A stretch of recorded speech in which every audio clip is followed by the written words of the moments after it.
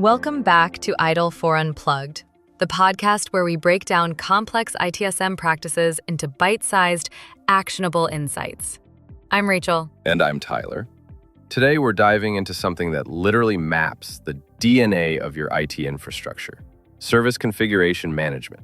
And trust me, this isn't as dry as it sounds. Right? Think of it like being the cartographer of your digital universe. Tyler, before we jump in, let me ask you this. Have you ever tried to fix something in your home network and ended up making it worse because you didn't know what was connected to what? Oh man, don't get me started. Last month I thought I'd upgrade my home setup by replacing my router. Turns out my smart thermostat, security cameras, and even my coffee maker were all configured in very specific ways. 2 hours later, I'm drinking instant coffee in a house that thinks it's 85 degrees outside. Perfect example. That's exactly what service configuration management prevents in enterprise environments. According to the ITIL 4 practice guide, the purpose is to ensure accurate and reliable information about the configuration of services and their supporting components is available when and where it's needed. So it's like having a detailed map of everything in your IT environment? Exactly. And not just what exists, but how everything relates to each other. The guide defines configuration items, or CIs, as any component that needs to be managed to deliver an IT service. This could be hardware, software, networks, buildings, people, suppliers, even documentation. Wait, people are configuration items? They can be. Think about it. If John from the database team is the only one who knows the password to your critical production database, wouldn't you want to track that relationship? The guide mentions that resources that can't be individually managed usually aren't treated as CIs, though. That makes sense. So what's the secret sauce here? What makes this practice actually valuable rather than just bureaucratic overhead? Great question. The guide is really clear about this. It's all about usefulness versus cost. They emphasize that configuration information should be relevant to your organization's needs. You don't include all available data just because you can. The main factors are, will this information be useful to stakeholders, and what are the costs of obtaining and maintaining it? I love that practical approach. Can you give us a real example of how this plays out? Absolutely. Picture this. It's 3 a.m. and your e-commerce website goes down during Black Friday. Without service configuration management, your incident team is playing detective. What servers host this application? What database does it connect to? Which network components are involved? They're shooting in the dark. That sounds like a nightmare scenario. Right. But with proper service configuration management, they pull up a service configuration model and immediately see the entire ecosystem. The guide mentions these models are used for impact analysis, cause and effect analysis, risk analysis, cost allocation, and availability planning. In our Black Friday scenario, they can quickly identify that the primary database server failed, see which backup systems are available, and understand exactly which business processes are affected. That's powerful. The guide talks about different types of models, right? Yes. The guide shows a high-level service configuration model that maps out an IT service and its components, everything from SaaS components and local applications to cloud infrastructure and users. It's like having different zoom levels on your digital map. Sometimes you need the satellite view, sometimes you need street-level detail. Speaking of detail, I noticed the guide mentions this practice is highly automated. That's music to my ears, because manual tracking sounds like a full-time job for an army of people. You're not wrong. The guide emphasizes that this practice relies heavily on specialized tools alongside monitoring, discovery, and analytical systems. But here's the catch. Some things are still difficult or impossible to automate. User data, organizational structures, contracts with suppliers, these often require manual maintenance. So it's a hybrid approach. That makes sense. What about verification?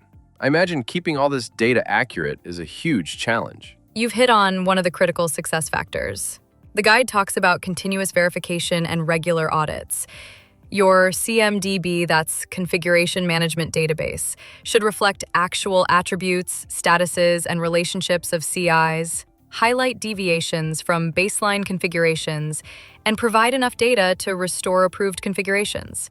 CMDB, I feel like that's one of those acronyms that strikes fear into people's hearts.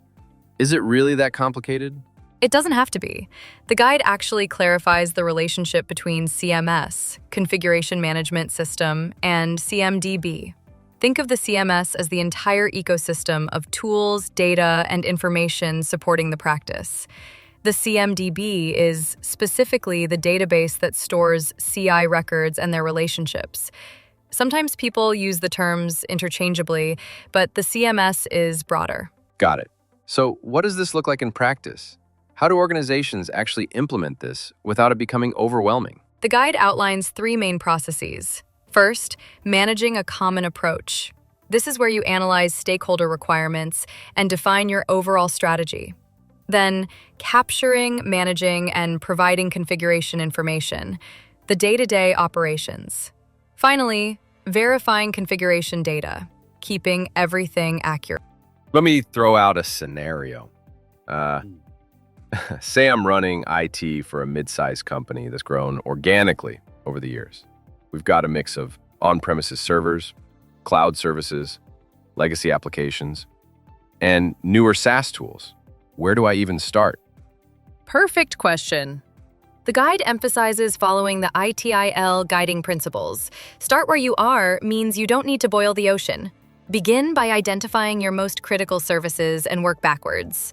What CIs support your revenue-generating applications? What would cause the most business impact if it failed? That's practical advice. Focus on what matters most first. Exactly. And focus on value means asking those key questions the guide mentions. Is this information available elsewhere? Is it critical for decision-making? What are the costs? How often is it needed? I'm curious about the digital transformation angle. The guide mentions infrastructure as code, virtual machines, cloud services. How does that change the game? It's a huge shift. Traditional CI relationships were relatively static. Server A connects to switch B. But now you have virtual machines that can move between physical hosts, containers that spin up and down dynamically, infrastructure defined by code. The guide acknowledges this complexity and says there's no one-size-fits-all answer. So it comes back to that cost-benefit analysis. Precisely. The guide gives a great example. If only the administrators of virtual machines and servers need to see the relationships between VMs and physical hosts, then integrating that data into your main CMDB might not be worth it. They can access what they need directly from the hypervisor system. That's refreshing honesty. Not everything needs to be in one giant database. Right. The guide also talks about CI categorization. They break it down into information and technology CIs, suppliers and contracts, organizations and people, and value streams and processes. Each type has different attributes and lifecycle stages. Let's talk about roles for a minute. Who actually does this work? The key role is the configuration manager. They're like the conductor of the orchestra. They oversee the approach, communicate procedures, integrate with other practices, and ensure data quality. In larger organizations, you might have configuration coordinators specializing in different areas. And what about the configuration librarian role?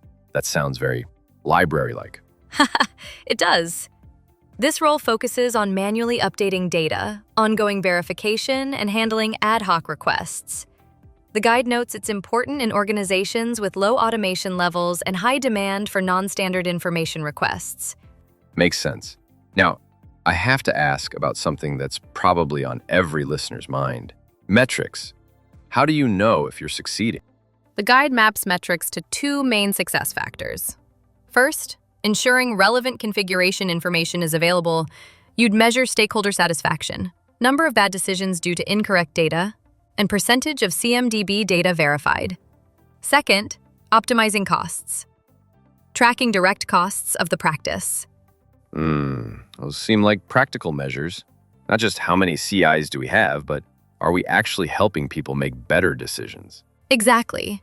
And the guide emphasizes that metrics should be assessed within the context of value streams. A tool is only as good as how it's used. Let's talk about integration. This practice doesn't exist in isolation, right? Absolutely not. The guide shows how service configuration management contributes heavily to design and transition, deliver and support, obtain, build, and improve activities in the service value chain. It feeds information to incident management, problem management, change enablement, and many others. Can you give us a quick example of that integration? Sure. During incident management, configuration information helps with impact analysis. What's affected by this outage? For problem management, it helps identify potential causes and assess impacts of errors. For change enablement, it's crucial for understanding what might be affected by proposed changes. That interconnectedness is really what makes ITIL 4 powerful, isn't it? Totally. The guide illustrates these purposes. Impact analysis, cause and effect analysis, risk analysis, cost allocation and availability planning across different practices. It shows how central configuration management is to effective service management. Now, before we wrap up, I think we should address something that probably confuses a lot of our listeners. What's the difference between service configuration management and IT asset management? I mean, both deal with stuff in your IT environment, right? Oh, this is the million-dollar question. I get asked this constantly. They're like cousins in the ITIL family, related but very different personalities. Think of it this way. IT asset management is like being the accountant for your IT stuff. Service configuration management is like being the GPS navigator for your services. Okay, break that down for me with a real example. Perfect. Let's say you have a server. From an IT asset management perspective, you care about who bought it, how much did it cost, what's the warranty status, who's accessing it, when do we need to replace it. But from service configuration management, you care about what applications are running on it, which services depend on it. If this server fails, what business processes are affected? So IT asset management is more about the financial and lifecycle stuff, while service configuration management is about the technical relationships? Exactly. The IT Asset Management Guide talks about maximizing value, controlling costs, managing risks. It's very business-focused. You're tracking purchase orders, invoices, license compliance, disposal procedures. It's like running a really sophisticated inventory system. And the guide mentions they use something called an IT asset register to track all this financial and lifecycle information throughout the asset's life.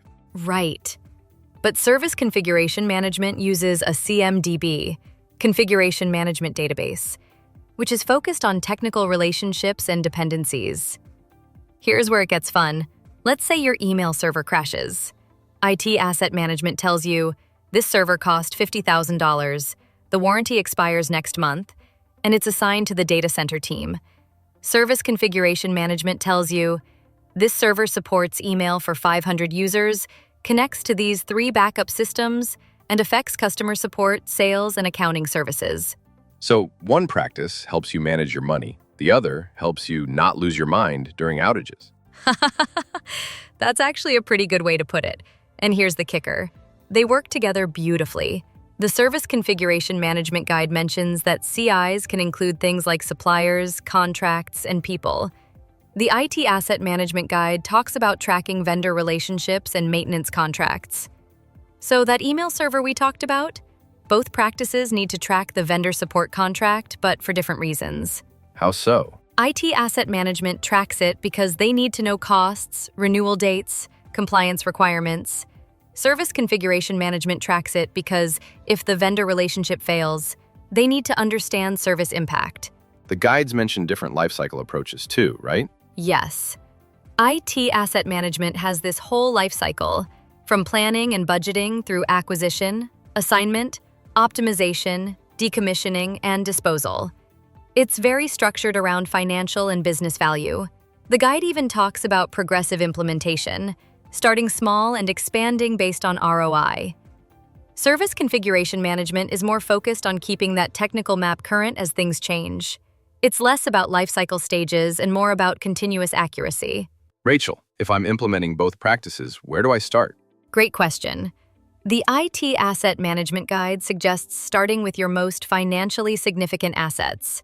But I'd actually recommend starting with Service Configuration Management for your most critical services, then expanding IT Asset Management to support those services. Because if you don't know what's critical to your business, how can you prioritize your asset investments? That makes sense. Know what matters to the business first, then optimize the money side. And both practices emphasize automation, but for different reasons. IT asset management automates to reduce manual tracking costs. Service configuration management automates because manual relationship mapping is impossible at scale, especially with cloud and virtual environments. So they're complementary practices that look at your IT environment through different lenses. Exactly. IT asset management asks, what do we own, what does it cost, and how do we optimize value? Service configuration management asks, how does everything connect and what happens when something changes? This has been incredibly enlightening. Any final words of wisdom for our listeners?